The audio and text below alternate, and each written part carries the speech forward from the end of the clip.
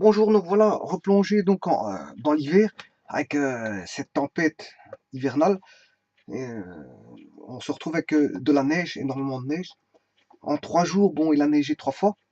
Et donc on se retrouve avec heureusement que la température au sol, je veux dire, permet, je veux dire, une certaine évacuation de neige qui fait qu'heureusement que on peut avoir du verglas pendant la nuit, hein. Ben, bon, voilà.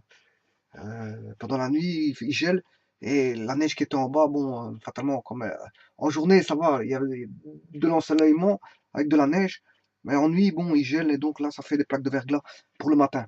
Donc ici, aujourd'hui, il a encore neigé énormément et ce qui fait qu'on se retrouve avec des 30 centimètres, mais qui fondent assez facilement, hein. Voilà. Donc, de toute façon, ici, les déneigeuses passent directement avec une déneigeuse qui passe 2 fois.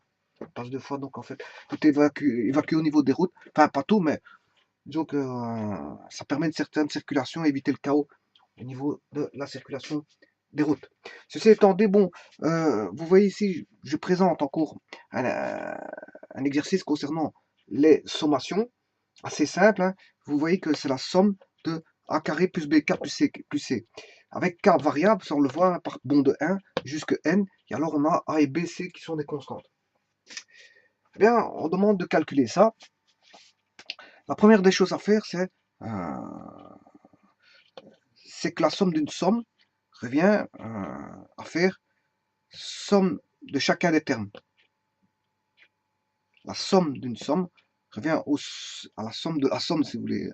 Voilà. C'est-à-dire que vous aurez somme de a k carré pour k égale 1 jusqu'à n, plus k égale 1 jusqu'à n de bk, plus somme de k égale 1 jusqu'à n de c. Voilà. Sommer 3 termes comme ceci revient à faire la somme de chacun des termes. Bien sûr, ici, la variable, là, il va varier, il va boucler ici. Ici aussi. Par contre, ici, il va avoir quelque chose un peu spécifique. Ça, je vous l'ai déjà montré par des formules. Bon, la première des choses à faire, c'est que la constante, elle peut sortir du signe sommatoire. Donc, on peut écrire ceci. A, somme de k carré. Dans un premier temps, je vais écrire les sommations en écrivant avec un abus. C'est-à-dire, l'abus, c'est-à-dire de ne plus écrire k égale 1 jusqu'à n, parce qu'on le sait. On le sait. On le sait. Je le ferai à la fin pour éviter comment est-ce qu'on appelle ça, les pertes de temps en écriture. Et surtout, je veux dire, l'encombrement. L'encombrement. Eh bien, je vais, dans un premier temps, omettre le pas initial et, je veux dire, la terminaison. Alors, plus B est tout le temps une constante, il peut sortir du somme de la somme. Donc, on a somme de K plus somme de C. Par contre, ici, il n'y a pas de multiplication, donc je ne peux pas le sortir. Par contre, on a vu que ceci, somme de C, c'est sommer combien de fois C. Ben, il n'y a pas de K. On sait bien qu'il n'y a pas de K. Il n'y a pas de K ici. Mais il y a quand même une somme. K égale 1 va varier, K égale 2, K égale 3, K égale 4, K égale 5. Eh bien, on va sommer C, si vous voulez, on va faire C, plus C, plus C, plus C. Parce que bien qu'il n'y a pas de K en variable, hein, ben, le C, il est quand même sommé. Combien de fois? Ben, c'est le K qui le dit ici, c'est le K. De K égale 1 jusqu'à N. Il est sommé N fois. Donc, voilà, ça c'est K égale 1, on somme le C une fois. K égale 2, on le somme 2 fois. Enfin, c'est vrai que K égale 1, il n'y a pas de somme, hein. Pas de somme. K égale 1, c'est juste remettre le terme, parce qu'il n'y a pas de somme. Il n'y a pas l'opérateur plus, parce que pour avoir un plus, il faut 2 termes. Bon, ensuite, K égale 2, là, je mets 2 termes. Là, je mets l'opérateur plus. K égale 3, je mets 3 termes. 1, 2, 3. Mais comme il n'est pas variable en fonction de K, c'est C plus C plus C pour 3 termes. C plus C plus C plus C. Voilà. Et si j'avais N termes, ben, voilà pour N termes. Voilà pour N termes. C'est C plus C plus C. Ce qui veut dire qu'on a combien de fois C? Ben, N fois C. Donc, somme de C pour K égale 1 jusqu'à N fait N fois C. Donc, attention que A étant une constante, B étant une constante, et n étant une constante, parce que c'est la terminaison de la sommation, voilà, et c étant une constante. Donc, voilà, ça va donner ceci. Ça va donner ceci. Bon, par contre, somme de k carré, c'est de l'archi-connu, donc on aura A, somme de k carré, c'est n, c'est un nombre, c'est la terminaison, fois son consécutif, fois le double de la terminaison plus 1. Le tout divisé par 6. Voilà. Et la somme des k est connue. Attention qu'ici, j'ai toujours dit qu'on retrouve somme de k. Somme de k, c'est n plus 1, n fois n plus 1 divisé par 2. Donc ici, quelque part, on retrouve le somme de k qui serait somme de k. Hein, voilà, la somme de k. Voilà. Fois 2n plus 1 sur 3. Voilà, la somme de k, il est là. Bon, somme de k, là, je dois écrire que c'est b fois la somme de k. Et b fois la somme de k, je vais de le mettre la formule ici, c'est n fois n plus 1, de tout sur 2. Bien sûr, fois b. Fois b. Et puis, plus n fois c. Donc, je vais marquer fois b, voilà, plus n fois c. Voilà. Voilà, ça devrait donner quoi? Bon, je vais bien tout mettre au même dénominateur. Hein. Bon, c'est vrai que pour avoir une expression plus simplifiée, quoique celle-ci, là, assez bonne, hein, elle est valable, mais bon, je vais la simplifier. Le dénominateur commun, on va mettre sur 6. Tout sur 6. Alors là, il est déjà sur 6. Hein, donc, il suffit de réécrire A fois N. N fois N, ça fait N carré plus N. Alors là, on a N carré plus N. Fois 2N plus 1, plus celui-ci, il faut le mettre en sixième. Donc, je dois faire fois 3. 3 fois 2, 6. Et alors, on retrouve ce fameux N carré B fois N carré plus N. Par contre, ici, celui-ci, il faut tout multiplier par 6. Parce que 2 fois 3, ça fait 6. Dénominateur commun, il est sur 6. Plus 6NC. Bon, on va développer le produit ici. Alors, A fois N carré, on a AN carré plus AN. Je multiplie le tout par A. Et là, je vais multiplier tout par 3B. N carré plus N fois 3B. Qui fait 3B N carré plus 3BN.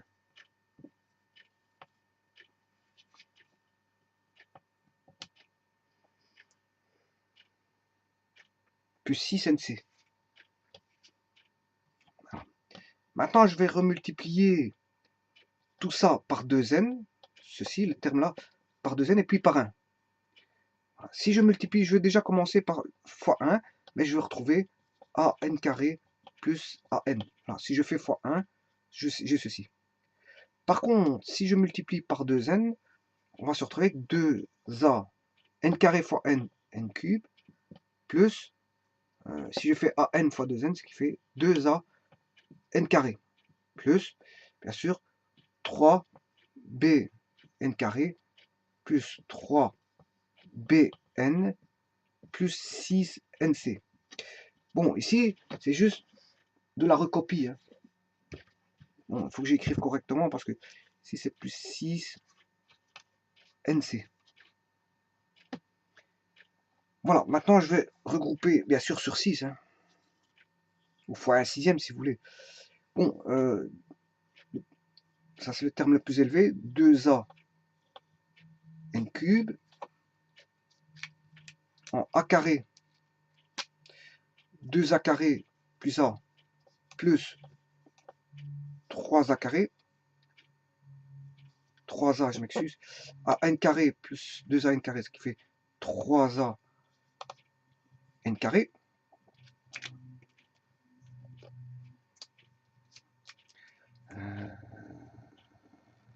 Ouais, j'ai oublié ici, il y a un n carré ici aussi.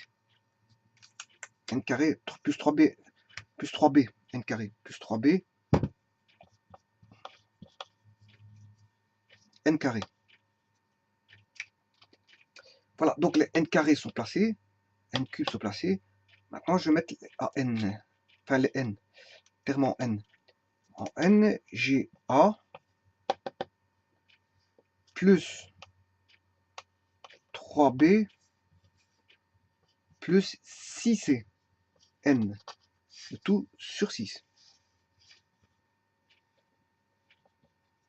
Le tout sur 6. Voilà que vaut l'expression. Donc 2an cube plus 3a plus b n carré plus a plus 3b plus 6c n, le tout sur 6. Bon, on va vérifier ça pour voir si c'est valable. On va prendre un exemple. Donc j'ai somme de a carré plus b k plus c pour k égale 1 on va aller jusque 3. Donc ce qui fait k vaut 1, ce qui fait a, 1 au carré ça fait 1, une fois a, k vaut 1 plus b plus c. Voilà. Si k vaut 2, 2 au carré 4, on a 4a. K vaut 2, on a plus 2b plus c. Plus le troisième fera k égale 3, 3 fois 3, 9, 9a, plus 3b, plus c. Ce qui fait au total 9 plus 1, 10, ce qui fait 14a, plus 5, plus 6b, plus 3c. Voilà. Et là, on a pris bien sûr n égale 3. Après n égale 3.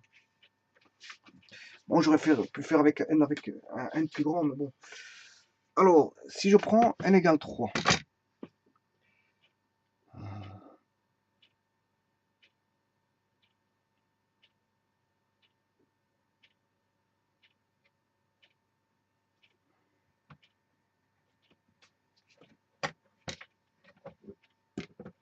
n égale 3,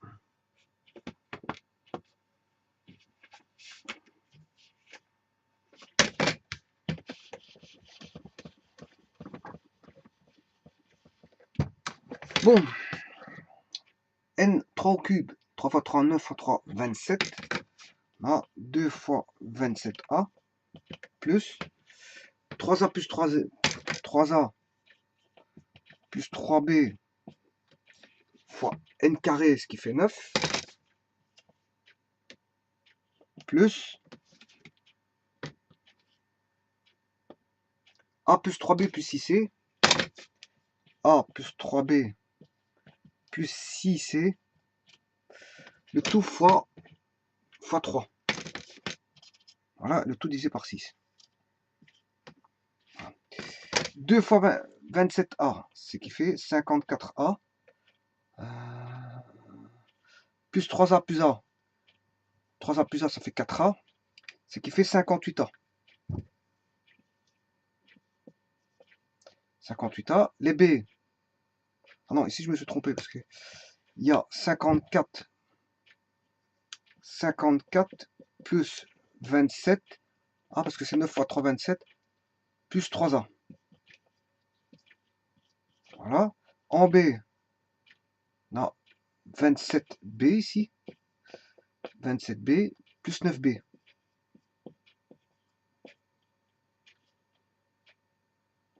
Voilà.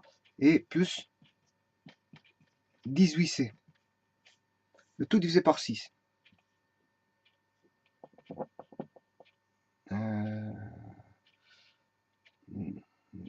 27b plus 9b. Voilà, voilà les b.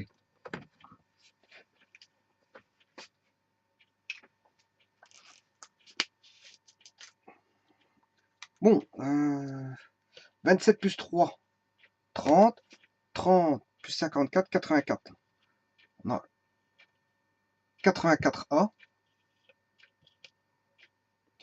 27 plus 9, 36a.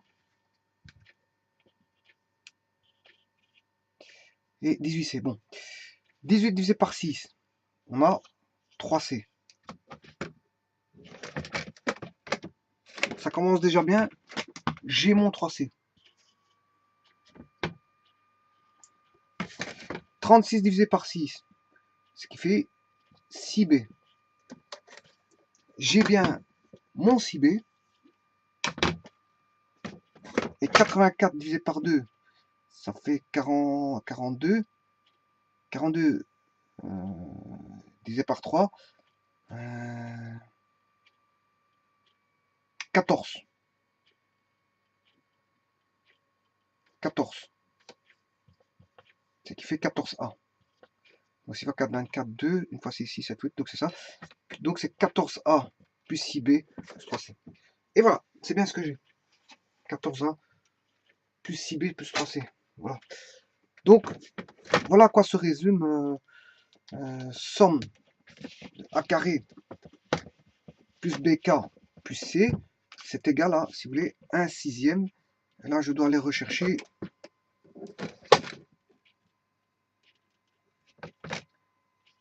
2A NQ plus, en fonction de N, 3A plus B, 3A plus 3B, N carré, plus, j'espère que je ne me trompe pas ici en écrivant, alors j'ai bien marqué 2A N cube, c'est juste, 3A plus 3B, je l'ai marqué, N carré, ça va, je l'ai marqué, plus 3A plus 3B plus 6C, plus A plus 3B plus 6C, bien sûr, fois N, n'oubliez pas le N. Sinon, le calcul ne sera pas bon. Donc, il y a n cube, n carré, n. Bon, maintenant, je peux sortir n hein, dans tout ça. Pas de terme indépendant, je peux sortir n. Donc, ce qui fait 1 sixième de n. Et alors, vous aurez 2a n carré plus, là, je peux sortir le 3.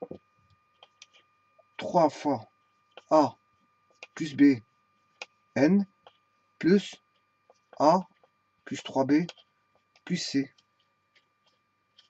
Voilà. Ça va donner ceci. Donc, le premier coefficient de n carré, bien sûr, je sortais, ce sera sur un sixième. Hein. Et alors, on aura 2a, le double de a. Là, on aura le triple de la somme de a, plus b, de a et de b. Et là, on aura a plus 3b plus 6c. A plus le triple de b plus c, je m'excuse, plus c. C'est a plus 3b plus c. Plus 6c, non, plus 6c. Il me semblait que je m'étais trompé quelque part. C'est plus 6c. Plus 6c.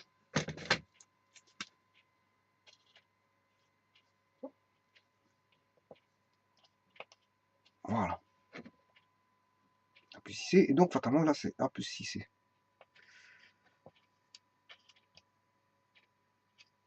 Voilà. Donc, calculer ceci revient à faire ceci. Donc, je pourrais prendre un exemple avec A connu, B connu, C connu. Je peux remplacer, par exemple, A. Si j'écris, donc je vais bien regarder, 2A n cube, n carré. Je revérifie, 3 fois A plus B, n carré, 1 sixième, n, A plus 3B, plus 6C. Ouais, parfait. Alors maintenant, ça, comme j'ai vérifié, ceci ça a été traité, ça c'est le traitement.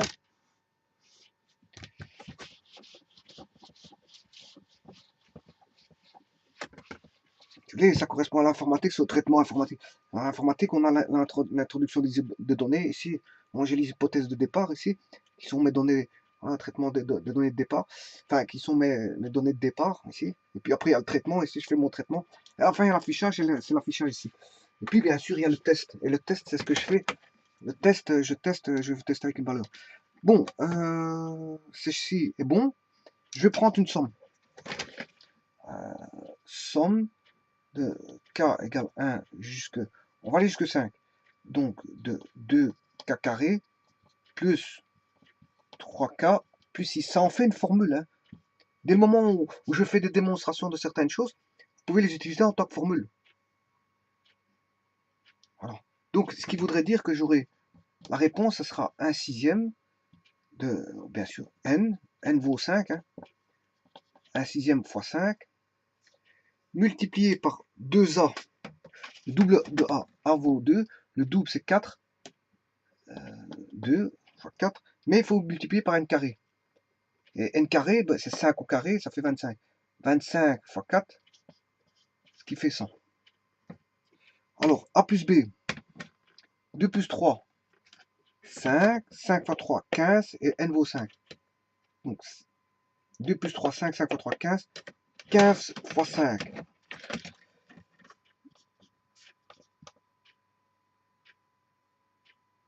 « 75 plus A plus 3B. A c'est 2, 3B c'est 9, 10, 11. Et là, 6C, ça c'est C, 36. 11 plus 36, 47.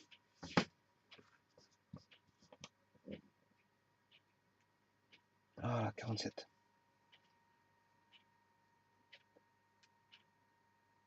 Donc recalculons, c'est 2 plus le triple de B, le triple de B c'est 9. 9 plus A qui vaut 2, 9 ça fait 11, c'est bien ce que je disais tout à l'heure. Et là on a 6C, C vaut 6, 6 fois 6, 36, 36 plus 11, c'est bien 47. Voilà. Donc la somme que je devrais trouver, ça devrait être ça. On va la calculer par après. Voilà. N'oublions pas qu'ici on a 5, hein, parce que c'est 1/6 de n. Bon, maintenant on va juste calculer la somme. Hein. Bon, pour K, si K vaut 1, 1 au carré, 1, 1 fois 2, 2, on aura 2, 1, 2, plus 1 fois 3, 3, plus 6. Voilà pour K égale 1. K égale 2, 4 fois 2, 8, 2 fois 3, 6, plus 6. K égale 3, 3 au carré, 9, 9 fois 2, 18, 3 fois 3, 9. Bon, ça c'est pour K égale 1. K égale 2, et là, pour K égale 3. 3 fois 3, 9, plus 6, pour K égale 4. 4 au carré, 16 fois 2, 32. 4 fois 3, 12, plus 6. K égale 5. 25 fois 2, 50. 3 fois 5, 15, plus 6. Voilà. Le dernier, on ne le voit pas fort. 1, 2, 3, 4, 5. Ben voilà, j'ai fait mes 5. Parce que ça, c'est K égale 4. Ça, c'est K égale 5. Voilà, j'ai été jusqu'à N égale 5.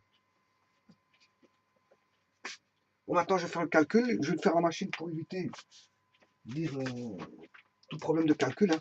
Alors, 2 plus 3 plus 6 plus 8 plus 6 plus 6 plus 18 plus 9 plus 6. On traite déjà ça. J'ai déjà 64 pour la ligne 3, plus 32, plus 12, plus 6, plus 50, plus 15, plus 6. Voilà, 185. J'ai 185. Ceci fait 185. Donc, cette somme fait 185. Si vous voulez. Bon, calculons par la formule ici. 100 plus 75 plus 47 fois 5 divisé par 6, 185. Donc vous voyez qu'ici, c'est plus facile d'utiliser cette formule-là en fonction du dernier terme. La sommation, c'est juste ça. On trouve des formules à partir d'une relation, à partir du dernier terme. C'est le dernier terme qui va faire en sorte qu'on a une relation et que le dernier terme, il suffit de fixer le dernier terme sur la relation et ça permet d'éviter tout un calcul, je veux dire, comme de traitement comme il y a ici. C'est ça que je vous disais, c'est ça que je vous disais. Pour philosopher un tout petit peu, je pourrais vous dire qu'il y a deux manières de faire. Et surtout au niveau informatique. niveau informatique, soit vous programmez l'algorithme là, vous programmez l'algorithme, mais si vous programmez l'algorithme, ben, l'algorithme va se faire pas à pas. Bon, s'il y a très peu de valeur, c'est pas un problème. S'il y a très peu de valeur, c'est pas un problème. Mais plus vous allez mettre des valeurs, le processeur, il faut qu'il travaille. Et surtout s'il y a d'autres programmes qui fonctionnent, qui tournent sur la machine, des gros programmes qui tourneraient, et que vous faites encore du traitement de calcul voilà, par un logiciel de programmation, là, si vous allez faire le traitement, s'il y a très peu de valeur, ça va pas, la machine ne va pas le ressentir. Et si vous mettez énormément n très grand, n très très grand, fatalement la machine risque, si vous mettez n passé à un certain stade, ben, ces calculs de somme, il devra les faire obligatoirement en passant chaque fois par des transferts mémoire, processeur mémoire. Vous allez me dire, ouais, ça prend très peu de temps, mais quand il y en a beaucoup, le temps, ça se compte. Hein, quand vous faites des transferts comme ça ou des calculs au niveau du processeur, ben, ouais, c'est un petit temps. C'est des micro-temps. Mais ces micro-temps, justement, si vous faites un bouclage énorme, ces micro-temps-là, ça devient plus du micro-temps. Hein. Voilà. Surtout avec le N que vous allez jouer. Voilà, avec le N que vous allez jouer. Donc, programmer l'algorithme comme ceci. Bon, si vous faites comme ceci, ben, ça risque de prendre énormément de temps de traitement de calcul. Voilà. Par contre, si vous mettez une formule dépendant de n, le traitement est nettement simplifié. Donc la rapidité, elle va se faire au niveau de la formule. Si vous mettez une formule en informatique, vous allez traiter, vous mettez ça, vous encodez, je veux dire, une formule comme ça, ben, ça prend des microsecondes pour faire ça. Parce qu'il n'est dépendant que d'une seule valeur n. Donc il va calculer par rapport à n. Il va calculer par rapport à n. Hein, il va calculer par rapport à n. Donc, le traitement là est nettement plus rapide. Maintenant, si vous faites n égale 2, ça ne change rien par rapport à ceci. Hein. C'est pas pour quelques petites sommes que bon, ça va peser lourd.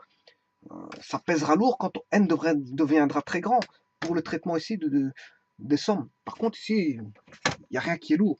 Même si n est très grand, très très très très grand, je veux dire, il va quand même faire n, il a une certaine valeur autant qu'on ne dépasse pas la capacité mémoire de l'introduction de la valeur. Hein, vous rentrez ceci, il va calculer. Mais pour autant que je veux dire, la valeur calculée est dans, bien sûr, est dans, je veux dire, le domaine du nombre. Parce qu'en informatique, les nombres ne sont pas infinis. Hein. Les nombres sont justement définis par rapport à, je veux dire, un ensemble de nombres. Quand on surpasse ce nombre-là, ben, soit il faut changer de machine plus puissante, et voilà, c'est pour ça qu'on dit qu'on a des machines puissantes, parce qu'ils gèrent des nombres plus grands. Plus il va gérer des nombres plus grands, et plus, je veux dire, il a plus de possibilités, de facultés. Voilà. Ben, un petit enfant, il a certaines facultés. Voilà, et un adulte, il a plus de facultés. Donc, je veux dire, notamment, il a plus de facultés pour l'adulte. Donc, ici, c'est un peu la même chose. Vous prenez deux machines. C'est une machine qui traite très peu euh, au niveau des nombres, des petits nombres. C'est-à-dire que, par exemple, je prends ma calculette. Il suffit de prendre ma calculette. Ma calculette ne traite que des petits nombres. C'est pas des nombres que je peux traiter à l'ordinateur qui sont des nombres plus grands. Ouais, donc l'ordinateur permet plus de capacité. Mais maintenant, si vous allez au-delà de la limite de la machine, mais il faudra changer de machine. Et si dans cette nouvelle machine, vous dépassez les capacités de cette machine, mais il faudra encore changer de machine. Mais je veux dire, les ressources ne sont pas infinies dans les machines, hein, parce que voilà, elle ne peut pas traiter n'importe quel nombre très très très très grand. Voilà, parce que qu'est-ce qu'on appelle un nombre très grand? Ben, voilà, c'est ça. Hein. N'oubliez pas que, je répète encore une fois, on dit jamais euh, une somme jusqu'à l'infini, ça ne se dit pas. Hein. Ici, il n'y a pas de somme infinie, c'est des sommes finies, mais on peut jouer avec des très grands nombres, c'est ça que je veux dire. Mais une somme infinie qu'on retrouve dans les intégrales, on ne dit pas jusqu'à l'infini. Quand quelque chose vire vers l'infini, on dit qu'il a une tendance vers l'infini. Ben, par AB, on dit jusqu'à. J'entends beaucoup de gens qui disent, bon, hein, jusqu'à l'infini. Jusqu'à n'est pas un nombre. Hein. L'infini n'est pas un nombre. L'infini, c'est une continuation, c'est une tendance. Hein, je veux dire, c'est une tendance. Donc, je ne vais pas discuter ici de l'infini, sinon on risque de faire une vidéo complète pour l'infini. Mais c'est tout pour vous dire qu'ici, le nombre ici, c'est un nombre fini, puisque c'est une sommation, parce que sinon, si c'était des nombres infinis, une tendance infinie, ben à ce moment-là, si c'est des nombres avec une tendance infinie, j'utilise la somme qui est une intégrale. C'est l'intégrale. C'est une intégrale.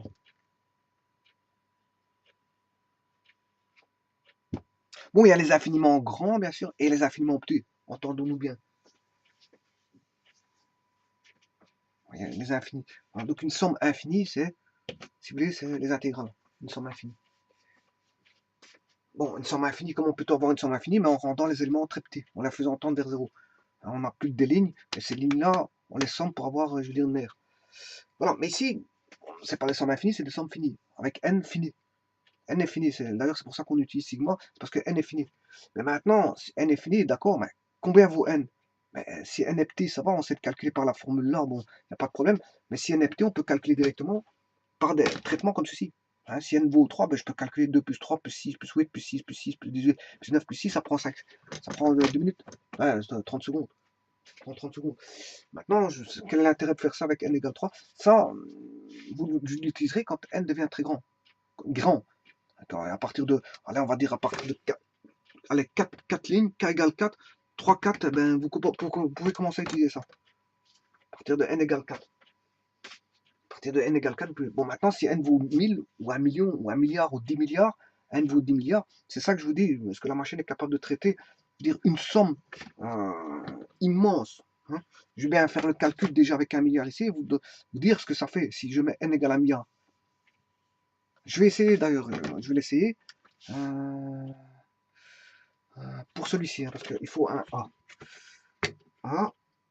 Donc, là, j'aurais 1 milliard. Regardez ici, je vais avoir 1 milliard au carré.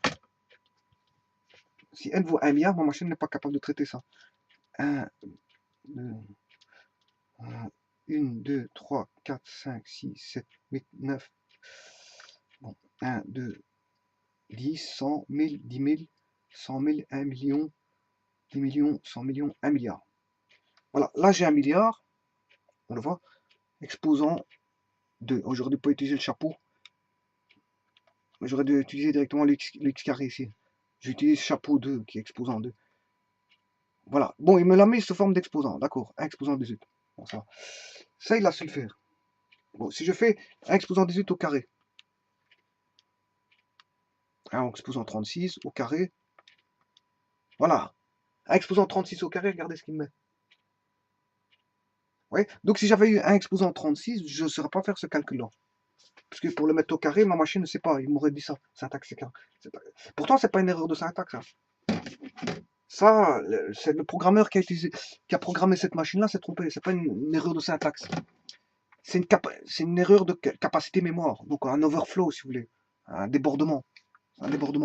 Donc, on peut pas dire que c'est une erreur de syntaxe d'erreur. Il n'y a pas d'erreur de syntaxe. Bon, on n'a pas écrit les choses avec une erreur d'écriture. Je n'ai pas fait d'erreur d'écriture dans mon inscription de 1 exposant 18 exposant 2, puisque c'est l'accent circonflexe. J'ai utilisé le nombre exposant, voilà, qui est l'accent circonflexe 2. Bon, j'ai pas fait d'erreur d'écriture, tout est bon. Donc c'est pas une erreur de syntaxe. Dans la syntaxe de l'écriture de mon, comment on appelle ça, de mon calcul, il n'y a rien qui est mauvais. Tout est bon. Simplement, ici, comme il a la capacité de calculer, ben, le programmeur qui a programmé cette machine-là s'est trompé. Il aurait dû marquer overflow. Parce qu'il doit, normalement, dans les gestions des erreurs, vous devez, je veux dire, particulariser les erreurs. C'est-à-dire, quand on a une erreur d'un tel type, ben, ça concerne tel type d'erreur. D'ailleurs, c'est pour ça qu'on crée ce qu'on appelle les codes d'erreur.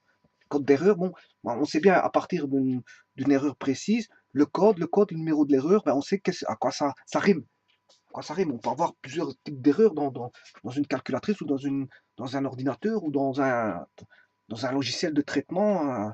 Bon, il y a la gestion des erreurs. Pour autant que ça a été fait, parce que bon, c'est pas toujours le cas. Hein. Parfois, il y a des erreurs qui se passent, on ne sait pas qu'est-ce qui se passe. Pourquoi? Parce que il n'y a pas eu une gestion d'erreurs. La gestion d'erreurs doit être faite quand on fait du code. Mais n'oubliez pas que quand vous faites la gestion d'erreurs, ça augmente le code hein, d'office. Ça augmente le code.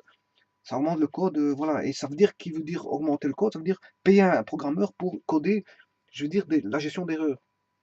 Alors que beaucoup de gens se contentent d'un programme minimum, ben, certains font des programmes, je veux dire, plus élaborés, mais plus coûteux. Mais si maintenant, le problème, quand vous faites un programme, c'est le présenter au client, et si c'est trop cher, il va vous dire, écoute, c'est trop cher. Donc à ce moment-là, il vous commence à raboter au niveau du programme.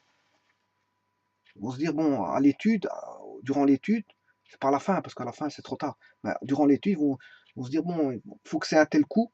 Hein, les clients demandent un tel coût, donc on va lui mettre ça, rien de plus. C'est un peu comme dans la vie courante. Pour avoir pas, je m'excuse, vous n'aurez pas le beurre et l'argent du beurre. Hein.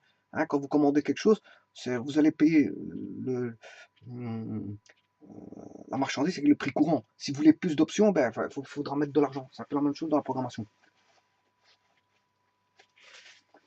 Voilà, parce que le temps du programmeur est compté et il est surtout calculé au niveau de ses rémunérations. Bon, tout travail mérite salaire.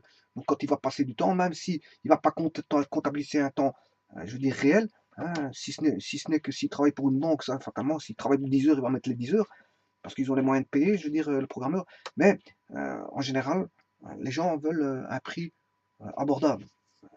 Surtout si c'est une masse de personnes qui veulent un prix abordable, notamment avec le coût de la vie de maintenant, les gens veulent, je veux dire, avoir un prix abordable. Voilà. Donc, ils vont demander, hein, ils vont demander des choses moins chères. Donc, fatalement, qui dit moins cher dit ben, avec le minimum d'options. Et donc, un programmeur, c'est la même chose. Un programmeur, on va dire, quand il programme, ben, ça dépendra le prix que vous allez mettre. Il mettra plus d'options avec gestion des erreurs, etc. Bien déterminé avec comment est-ce qu'on appelle ça un programme avec comment on appelle ça documentation, etc. Parce que la documentation, ça prend du temps aussi. Hein. Le travail de documentation, c'est un travail énorme, hein, conséquent, très conséquent, parce qu'il faut tout ce qui était dans le programme, il faut l'expliciter, Il faut l'expliciter, c'est un travail très lourd. Expliquer les choses, c'est un travail très lourd.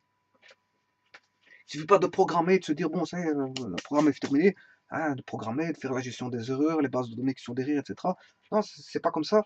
Il y a, je veux dire, un programme très bien fait, il y a, voilà, une documentation technique, comme on appelle ça, bien sûr technique relative à l'informatique, vous comprendrez, d'usage, d'utilisation, de mode d'emploi, etc. du programme. Donc, fatalement, donc, si le programme on va dire, élaboré, plus le programme est élaboré, plus il va être coûteux. Maintenant, une des manières de rendre un programme moins coûteux, ben, c'est toucher une grosse masse. Hein, c'est comme dans une entreprise, vous avez des voitures qui sortent, mais les voitures ne coûtent pas cher, je vous le dis tout de suite, je vous l'ai dit déjà dans une des vidéos. Auparavant, les voitures ne coûtent pas cher en fait. Hein.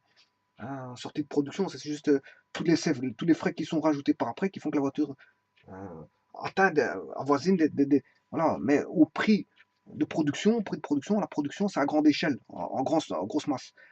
En grande masse, qu'est-ce qui se passe? Ben, les prix sont réduits totalement. Donc quand il y a une grande masse c'est quand il y a un marché avec une grande masse, ben, la production fait en sorte que les coûts de production seront réduits parce que il y a une offre, euh, il y a une demande importante. Une demande importante. Quand la demande euh, est importante, ben, je veux dire, les coûts de production sont plus faibles. Bien sûr, il doit y avoir un équilibre entre l'offre et la demande, hein, parce que bon, là, il ne faut pas que ce soit trop déséquilibré entre offre et demande, mais ça, c'est un autre sujet. C'est un autre sujet, parce que on peut avoir des problèmes quand on a des déséquilibres d'offre et demande. Mais disons que quand les prix peuvent se réduire quand, si vous voulez, vous avez un marché, un bon marché. Voilà, donc on peut produire à grande quantité, et fatalement, on a des coûts de production plus petits. D'ailleurs, c'est ce qui fait que beaucoup d'électronique, hein, qu'on retrouve, qui proviennent bien sûr de Chine, sont à prix réduit. À prix réduit. Et d'ailleurs, l'électronique de maintenant, quand elle tombe en panne, vous prenez, vous jetez. Parce que si le fait de payer, ben, c'est le prix d'un nouveau appareil. À moins que vous faites ce que vous voulez avec votre argent, vous pouvez réparer, mais le problème c'est voilà, c'est de la perte d'argent, surtout que si se passe encore un nouveau problème, et là, sur deux pannes, c'est peut-être le prix d'un nouvel appareil. Voilà. Je parle par exemple des petits téléviseurs standards, normaux, pour tout le monde, de monsieur tout le monde. Pas des téléviseurs qui coûtent cher, parce que ça vaut la peine de réparer les téléviseurs qui coûtent cher, fatalement. Bon, ceci étant dit, vous comprendrez que si elle est grand, si elle est très grand, si vous devez faire un programme informatique, vous faut utiliser la formule ici. Hein. Ah, si vous devez utiliser, je veux dire, une sommation comme ça, vous utilisez ceci, et non pas un bouclage, système de bouclage, parce que les boucles, d'ailleurs, comment créer un temps en informatique? En créant des boucles. Hein. je crée un traitement bouclé comme ceci, et il va passer son temps à boucler, et ben, je peux atteindre ce que je veux, la microseconde, la milliseconde, la seconde, tout ce qui s'ensuit. Et d'ailleurs, dans les automatismes, c'est comme ça qu'on crée, je veux dire, un temps, parce que le temps est fort important en électronique et en automatisme. Le temps, c'est important. Créer une unité de temps, on sait bien que les signaux sont dépendants du temps. Les signaux sont dépendants du temps. Donc, fatalement, il faut créer, je veux dire, un temps. Il faut créer un temps. Il y a beaucoup de composants électroniques qui créent le temps. Maintenant, on peut le faire de manière informatique, puisque via les automates programmables, on peut programmer un temps. Voilà.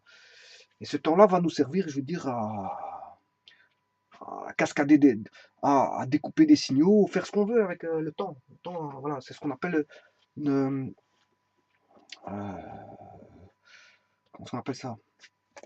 Une base de temps. C'est ce qu'on appelle une base de temps. Une base de temps, il y en a dans les oscilloscopes. Vous avez une base de temps créée dans les oscilloscopes. Une base de temps en électronique, il en faut quasiment tout le temps quand on a des gestions du numérique. Le numérique, il faut des bases de temps d'office. Hein, parce qu'en fait, on a, je veux dire, des signaux dépendants du temps et qu'il faut gérer pour faire certaines choses à certains moments par rapport à d'autres composants. Donc, il faut une base de temps. Une base de temps. Et donc, je parle de cette base de temps parce qu'en fait, on la retrouve en informatique, hein, cette base de temps, par une boucle. Vous pouvez créer une base de temps par une boucle. Vous faites tourner quelque chose, vous attendez que ça tourne. Et vous pouvez mettre un certain temps. Bon, maintenant, vous n'allez pas avoir le temps de l'horloge atomique, enfin, la seconde de l'horloge atomique, mais disons que bon, vous pouvez avoir, je veux dire, quand même une certaine précision au niveau du temps. Une certaine précision au niveau du temps. Vous n'allez pas avoir le temps de la fréquence, l'unité de temps du signal sinusoïdal à 50 Hz non plus. Voilà. Vous n'allez pas avoir le temps voilà, le temps sorti, si vous voulez, des machines, comment est-ce qu'on appelle ça, des alternateurs, comment est-ce qu'on appelle ça, des centrales électriques. Hein. Vous n'allez pas avoir ce temps-là, qui est un temps précis, très précis. Hein. D'ailleurs, l'électronique, beaucoup d'électronique qui viennent du secteur, bon, proviennent de la base de temps, je veux dire, du 50 Hz, qui est, je veux dire, très précis, très précis. Voilà, ceci étant dit, donc vous pouvez créer en informatique un bouclage. Un bouclage qui va créer un temps. Je ne dis pas qu'il va être très précis, mais vous pouvez créer un temps. Voilà. Ceci étant dit, euh,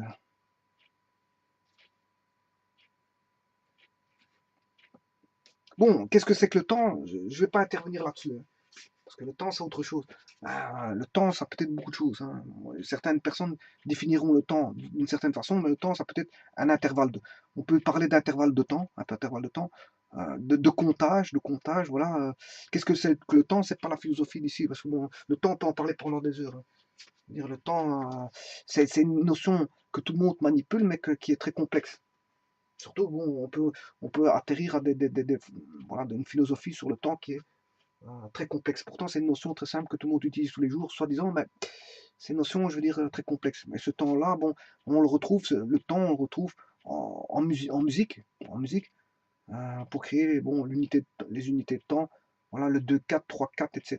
Le- voilà, les unités de temps en musique, on peut les retrouver en informatique, comme je dis, les bases de temps, on peut les retrouver, je veux dire, en automatisme, le temps, on retrouve en automatisme, on retrouve le temps, bien sûr, le temps créé, hein, c'est des temps créés à partir d'un zéro. Hein. On crée son zéro et à partir de là, on fait un comptage précis ou imprécis, peu importe, on s'en fout. Euh, Précis par rapport à la définition du vrai temps qui a été défini et qui est compté par l'horloge atomique. Là, bon, voilà, il y a toujours des décalages, des imprécisions, des erreurs, etc.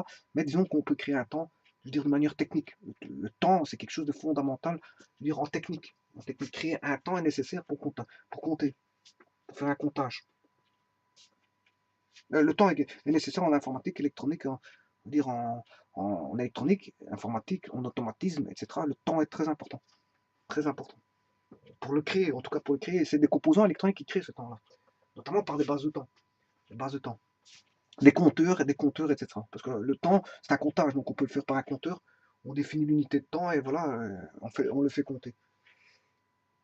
Voilà. Donc ici, ceci étant dit, le temps est une notion, je veux dire, simple pour beaucoup de gens, mais bon, qui est très complexe si on veut le définir, je veux dire, avec une certaine je veux dire, dose de précision. Voilà, qu'est-ce que c'est que le temps? Bon, c'est pas le sujet ici parce que on peut passer des heures et des heures. D'ailleurs, il y a de très bons savants qui en parlent dans des vidéos YouTube sur le temps, et vous allez voir leurs vidéos, et vous allez concevoir que c'est une notion qui n'est pas aussi simple hein, que quelqu'un peut utiliser tel qu'il dit, par exemple, ouais, je n'ai pas le temps. Bon, tu n'as pas le temps. En fait, c'est dans la gestion de ces affaires qui surpasse un certain laps de temps qui fait qu'il n'a pas le temps. Mais en vérité, voilà, c'est ça. Mais le temps, il est toujours là, il est le même pour tout le monde. L'unité de temps, la base de temps, elle est la même pour tout le monde. Bon, ce qui fait qu'on n'a pas le temps, mais c'est ce qu'on incorpore dans son temps déterminé, qui fait qu'on en dehors on a dépassé, euh, je veux dire, toutes ces tâches. Ces tâches ne sait pas les incorporer dans un intervalle de temps, donc fatalement il dit qu'il n'a pas le temps. Mais en fait, le temps, tout le monde a le même temps, parce qu'il y a la seconde, la minute, l'heure qui est valable pour tout le monde. Voilà. Attention que c'est vrai qu'il y a quelque chose qui, si on devait parler du temps, bon, si ça n'a rien à voir avec ceci, mais c'est pour un petit peu en venir avec les bouclages de ceci, hein, parce que c'est à voir. Vous allez me dire, bon, pourquoi je m'étale? C'est à voir, parce qu'on peut créer le temps grâce à un système de bouclage comme ceci, et que si vous mettez n très grand, euh, mais vaut mieux utiliser la formule là que plutôt d'utiliser des bouclages qui va prendre un certain temps, au niveau informatique bien sûr. Hein. Maintenant, ceci étant dit, ce que je voulais dire, c'est que pour en revenir au temps, et je vais terminer là, avec cette vidéo ici, c'est que le temps, c'est vrai qu'il y a le temps calculé par voilà, des machines extérieures hein, qui permettent de comptabiliser le temps et de donner un temps précis, bien sûr. Il y a le calendrier qui était fait par les êtres humains, mais vous sachez qu'on a quand même, le cerveau je veux dire, une mesure du temps. Le cerveau a une mesure du temps. Effectivement, là, à ce moment-là, la mesure du temps dans le cerveau n'est pas la même pour tout le monde. Pourquoi? C'est parce que, tout simplement, quand il y a quelqu'un, par exemple, a un accident de voiture, il a un accident de voiture, avant d'avoir l'accident de voiture, le cerveau traite énormément d'informations, énormément, que tout se passe en saccade, tellement que la vitesse de rapidité du traitement d'informations dans le cerveau se fait de manière, je veux dire, c'est-à-dire c'est toute une masse d'informations qui vient en une fois. Et le cerveau saccade tout pour enregistrer toutes les informations. Avant l'accident, bien sûr, si le type il meurt, tant pis, c'est là, bon, il n'aura rien mémorisé, mais le cerveau il mémorise malgré tout avant. Donc là, à ce moment, le temps est vu comme une saccade, et donc fatalement, tout se passe comme si tout était long. Et c'est la même chose pour ceux qui sont braqués. Quelqu'un qui est braqué au niveau d'un magasin, ben, le temps semble long, fatalement, le temps semble très long, fatalement, parce que tout est saccadé dans le cerveau. Tout est saccadé, les informations, voilà, la peur engendre, je veux dire, une quantité, une masse d'informations, avec des questionnements, etc., qui font que, je veux dire, le temps semble très long, semble très long. Donc, quelque chose qui va durer 2 minutes, on a l'impression que ça va durer, je veux dire, plus longtemps. Plus longtemps. Voilà, et on peut même, après ça, avoir une perte de notion de temps, je veux dire, très courte. Hein. Parce qu'en fait, voilà, on a comme un décalage du temps, comme quelqu'un qui fait un décalage horaire, bon, il est un petit peu perdu, c'est un petit peu ça. Bon, il prend l'avion, il va dans un autre pays, un décalage horaire, il est un petit peu perdu. Ben, quand vous avez la perte de notion de temps, ben, je veux dire, vous êtes un petit peu perdu. Vous êtes un petit peu perdu. Voilà. Voilà, ceci étant dit, donc, on peut faire un bouclage et créer, je veux dire, un temps avec les sommations. Maintenant, comme je vous ai dit, est-ce que le temps sera précis ou imprécis? C'est à vous à le rendre précis, mais vous n'aurez pas le temps de l'horloge atomique parce que déjà, bon, un des premiers temps qui arrive sur votre machine, c'est le secteur. Le secteur, je vous ai dit, ça va du 50 Hz de l'alternateur. C'est déjà ça. Et puis après, à partir de 50 Hz, on va créer par des circuits électroniques dans votre machine des bases de temps spécifiques. Donc, il va dépendre de 50 Hz. Si le 50 Hz, je veux dire, bon, est précis jusqu'à une certaine dose, eh bien, vos bases de temps vont créer aussi une petite erreur et qui vient de s'ajouter peut-être à l'exceptionnelle petite erreur du 50 Hz. Parce que c'est pas, je vous dis, c'est pas la fréquence d'une horloge atomique qui arrive dans votre machine hein, d'office. C'est pas la base de temps d'une horloge atomique. Donc, fatalement, il y a une petite erreur. Et si vous avez encore des composants qui doivent gérer le temps, mais tous les composants créent une perte de temps. Voilà, une perte de temps. hein, parce qu'un signal, ça doit se transmettre, ça se fait pas, je veux dire, en un temps t égale 0. Il y a un delta t très petit, mais s'il y a beaucoup de transmission de signaux, je veux dire, les delta t, ça croît, hein. Ça croît, et voilà. Et là, les composants ne traitent qu'après un delta t aussi. Donc, vous voyez qu'il y a transmission et traitement, c'est tout des delta t. Donc, fatalement, on n'allait pas me dire que c'est instantané. Donc, si vous avez déjà une erreur d'introduction de signal en entrée, ben, au fur et à mesure des composants, ben, ce traitement sera encore moins précis en sortie.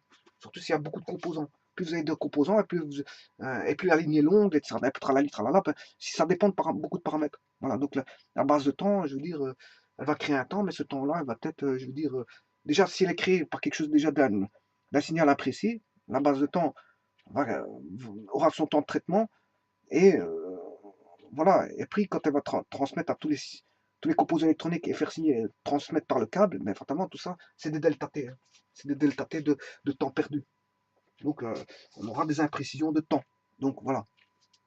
Donc tenez compte de ça, c'est que je veux dire, c'est bien de créer un composant qui crée un temps, mais si ce composant-là prend du temps pour créer son temps, ben, déjà vous voyez qu'il y a déjà une imprécision qui va rentrer. Très peut-être, hein, c'est infime, hein. C'est infime, mais malgré tout, vous n'aurez pas euh, la précision, comme je vous l'ai dit, de l'horloge atomique qui atteint une certaine précision très très grande, hein. Voilà, donc jouer avec le temps, c'est bien, mais on peut avoir des imprécisions. Mais quoique l'électronique va très vite, hein. Bon, c'est la vitesse de la lumière, donc c'est pas un problème, mais malgré tout, ça peut poser des problèmes parce que parfois il y a quand même on veut des précisions pour certaines choses, et donc voilà, si on a un petit décalage de la delta t infime tendant vers 0, ben, bon, pour certains systèmes, on tolère, mais pour d'autres systèmes, bon, qui demandent une très grande précision, ben voilà, on demande que le delta t tende vers 0, le plus proche de 0. Voilà. Voilà, ceci étant dit, bon, je peux calculer cette somme par un bouclage ou par la formule là. N très grand, N déjà grand, hein, j'ai pas besoin d'un très grand N, je peux utiliser ceci tout le temps. Mais si N petit, je peux utiliser un bouclage. Donc, n'allez pas faire un programme informatique qui va faire si vous voulez, un bouclage, hein, sachant qu'il y a une formule. C'est ça que je dis. En d'autres termes, je résume ceci, c'est ça. Si vous avez informatisé, je veux dire, par un algorithme, voilà, un calcul tel que de sommation tel que celui-ci, n'allez pas faire des bouclages, c'est une perte de temps, puisque la formule existe. Quand la formule existe, vous faites un bouclage. Si la formule n'existe pas, à ce moment, enfin, si la formule existe, vous ne faites pas de bouclage. Mais si la formule, je m'excuse, si la formule n'existe pas, vous pouvez faire des bouclages, c'est pas de problème, parce que, ou alors vous cherchez s'il n'y a pas une formule qui existerait, soit sur Internet ou quoi, ou alors si elle n'existe pas, ben peut-être essayer de trouver si elle existe en calculant. Faites vos calculs, vous faites une petite recherche pour voir si, par vous-même, pour voir si vous n'avez pas découvert, je veux dire, une formule pour, voilà, une formule de sommation qui ne serait pas encore trouvée, qui ne serait jamais sortie, et que voilà, vous aurez trouvé, et voilà. Donc utilisez plutôt les formules quand vous utilisez des formules de sommation en programmation. Voilà, je vous remercie beaucoup.